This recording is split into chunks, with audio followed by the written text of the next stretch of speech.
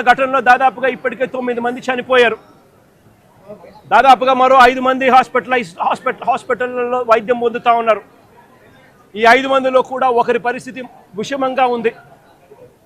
వీళ్లకు కాంపెన్సేషన్ విషయంలో నిన్న చంద్రబాబు నాయుడు గారి సుపుత్రుడు ఆయన మాట్లాడిన మాటలు చూస్తే నిజంగా నాకు ఆశ్చర్యం కలిగిస్తుంది. మానవత్వం అన్నది ఎవరికైనా ఎక్కడైనా కానీ కొద్దో గొప్ప ఉండాలి కదా, ఇలాంటి మనుషులు కూడా ఉంటారా అనిపించింది. నిజంగా ఆయన అంటాడు 1,72,00,000 ఇస్తా ఉన్నాము అని చెప్పి. నాకు ఆశ్చర్యంగా నేను అడుగుతా ఉన్నా, అయ్యా లోకేష్ గారు, ఈ 1,72,00,000లో మీరు ఏదైతే మాట్లాడుతూ ఉన్నారో ఆ ఎంప్లాయీస్కు రైట్ఫుల్గా వాళ్ళకి రావాల్సిందే కదయ్యా నువ్వు ఇస్తూ ఉన్నావు, ఎక్స్ట్రా నువ్వేమి ఇస్తూ ఉన్నావు అని చెప్పి నేను అడుగుతా ఉన్నా. ఈ ఎంప్లాయీస్కి రావాల్సిన గ్రూప్ ఇన్సూరెన్స్ అయితేనేమి, ప్రావిడెంట్ ఫండ్ అయితేనేమి, గ్రాట్యుటీ అయితేనేమి, రిస్క్ ఇన్సూరెన్స్ అయితేనేమి, వీటి నేపథ్యంలో 1.45 crores వాళ్ళకే రావాల.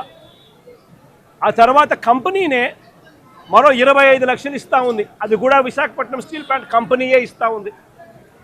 కేవలం ప్రైమ్ మినిస్టర్ రిలీఫ్ ఫండ్ కింద కేవలం 2 లక్షల రూపాయలు అదనంగా ఎక్స్గ్రేషియా కింద వస్తూ ఉంది. రాష్ట్ర ప్రభుత్వం నుంచి 0 రూపాయి అంటే రూపాయి కూడా ఇవ్వడంలే. మరి నేను అడుగుతా ఉన్నా, ఇక 1.72 crores ఇంకొకటి నువ్వు ఇచ్చేదేందయ్యా బోడీ అని అడుగుతా ఉన్నా. వాళ్ళకి రావాల్సిందే, వాళ్ళ హక్కుగా వాళ్ళకి రావాల్సిందే వాళ్ళకు వస్తూ ఉంది. వాళ్ళకి అది ఇస్తూ ఉన్నారు, అది వాళ్ళకి ఇస్తూ ఉన్నారని మీరు చెప్తా ఉన్నారు. ఇది నిజంగా ధర్మమేనా, న్యాయమేనా అడుగుతా ఉన్నా. ఇదే విశాఖపట్నంలో ఇంతకుముందు మా హయాంలో ఇలాంటి ఒక దుర్ఘటన జరిగితే అక్కడ కూడా మనుషులు చనిపోతే ఎంతమంది చనిపోయినారు? ఎల్జీ పాలిమర్స్లో అప్పట్లో కూడా ఒక దుర్ఘటన జరిగి 14 మంది అప్పట్లో చనిపోయిన ఘటన జరిగితే రాష్ట్ర ప్రభుత్వం ఎలా స్పందించింది?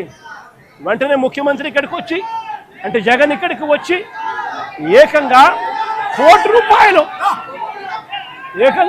రూపాయలు చనిపోయిన కుటుంబాలకు ఇచ్చి ఆదుకున్న పరిస్థితులు బహుశా దేశ చరిత్రలో ఎక్కడా కూడా జరగలేదేమో. ఒక్క ఆంధ్ర రాష్ట్రంలో జగన్ ముఖ్యమంత్రిగా ఉన్నప్పుడు చోటు చేసుకున్న ఘటన.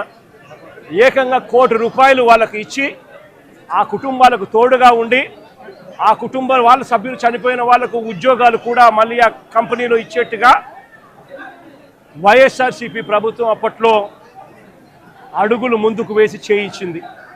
నేను అడుగుతా ఉన్నా, ఈరోజు ఈ ప్రభుత్వం, చంద్రబాబు నాయుడు గారి ప్రభుత్వం స్పందిస్తూ ఉన్న తీరు నిజంగా ఎంత అన్యాయంగా ఉంది అని ఒక్కసారి మనస్సాక్షిని అడుక్కోండి మీరు అని చెప్పి నేను కోరుతా ఉన్నా.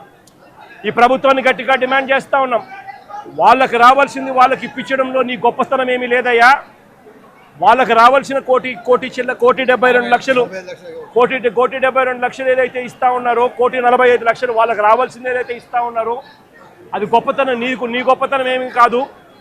కంపెనీ నుంచి కేవలం 25 లక్షల రూపాయలు మాత్రమే ఆ ఎంప్లాయీస్కు వస్తూ ఉంది. ఈ నేపథ్యంలో నేను చెప్తా ఉన్నాను, అయ్యా అప్పట్లో వైసీపీ ప్రభుత్వంలో ఉన్నప్పుడు ఏ రకంగా అయితే 1 కోటి రూపాయలు ప్రతి కార్మికుడికి ఇచ్చి తోడుగా ఉన్న పరిస్థితులు ఏ రకంగా జరిగాయో అదే మాదిరిగా ప్రతి ఎంప్లాయీకి మేము ఇంతకుముందు చేసి చూపించినాం. మేమేదైతే చేసి చూపించినామో అదే మిమ్మల్ని కూడా చేయమని అడుగుతా ఉన్నాం. మేమేమి ఎక్కడా కూడా అన్యాయంగానో లేకపోతే మేము చెయ్యనిది మిమ్మల్ని చేయమని చెప్పి అడగడంలా మేమేదైతే చేశామో అదే చేయమని అడుగుతా ఉన్నాం. వెంటనే వాళ్లకు ఈ 1,45,00,000కు అదనంగా వాళ్ళకి ఏదైతే వస్తూ ఉన్నదో దాంట్లో నీ ప్రమేయం ఏదైతే లేదో వాళ్ళకు సంబంధించిన group insurance, provident fund, gratuity, risk insurance ఈ రూపేణ వాళ్ళకు వస్తూ ఉన్న 1,45,00,000 ఏదైతే వస్తూ ఉందో దానికి అదనంగా మరో 1 కోటి రూపాయలు ఖచ్చితంగా వాళ్ళకి ఇవ్వాలి. వాళ్ళ కుటుంబ సభ్యులకు కూడా అదే మాదిరిగా ఉద్యోగాలు కూడా వెంటనే ఇవ్వాలని కూడా కోరుతా ఉన్నాం. అదే మాదిరిగా నా పక్కన చెల్లి భాగ్యం ఇక్కడే ఉంది. ఈ పెంటయ్య అన్న employee number 124185 permanent employee, regular employee. SMS 2లో పనిచేస్తూ ఉన్నాడు, మాస్టర్ టెక్నీషియన్గా పనిచేస్తూ ఉన్నాడు. చనిపోయింది 1/4/2025. 1/4/2025 1 ఏప్రిల్ 2025 చనిపోయాడు. నేను అడుగుతా ఉన్నా, ఈ పెంటయ్యన్నకు కూతురు, ఇదిగో ఐడి కార్డు, ఈ పెంటయ్యన్నకు కూతురు పేరేం పేరుమా? వాళ్ళ కుటుంబం కూడా ఇదే మాదిరిగానే సంవత్సరం 14 నెలల కిందట 14 వాళ్ళ భార్య ఇక్కడే ఉంది. 1/4/2025లో చనిపోయిన పెంటయ్యన్న కుటుంబానికి కూడా ఇదే ప్యాకేజ్ కూడా వాళ్ళకు కూడా వర్తింపచేసి వాళ్ళ కుటుంబానికి కూడా ఇదే మాదిరిగానే ఆదుకోవాలి అని చెప్పి రాష్ట్ర ప్రభుత్వానికి, కూటమికి ఇద్దరికీ కూడా గట్టిగా వీళ్ళిద్దరికీ కూడా చెప్తా ఉన్నాం. మరీ ముఖ్యంగా చంద్రబాబు నాయుడు గారికి, మరీ ముఖ్యంగా రాష్ట్ర ప్రభుత్వానికి, ఎందుకంటే బాధ్యత రాష్ట్ర ప్రభుత్వం కాబట్టి వెంటనే చిత్తశుద్ధి చూపండి, ఎంప్లాయీస్కి తోడుగా ఉండండి. మీరు కూడా అసెంబ్లీలో వైఎస్ఆర్ కాంగ్రెస్ పార్టీ తీర్మానం చేసినట్టుగానే మీరు కూడా ప్రైవేటైజేషన్కు వ్యతిరేకంగా అసెంబ్లీలో మేము చేసినట్టుగానే తీర్మానం కూడా చేసి కేంద్రానికి పంపి ఇది జరగకుండా కూడా ఆపే కార్యక్రమంలో చిత్తశుద్ధిని కూడా చూపండి అని చెప్పి కూడా గట్టిగా వీళ్ళందరికీ కూడా కోరుతా ఉన్నాం.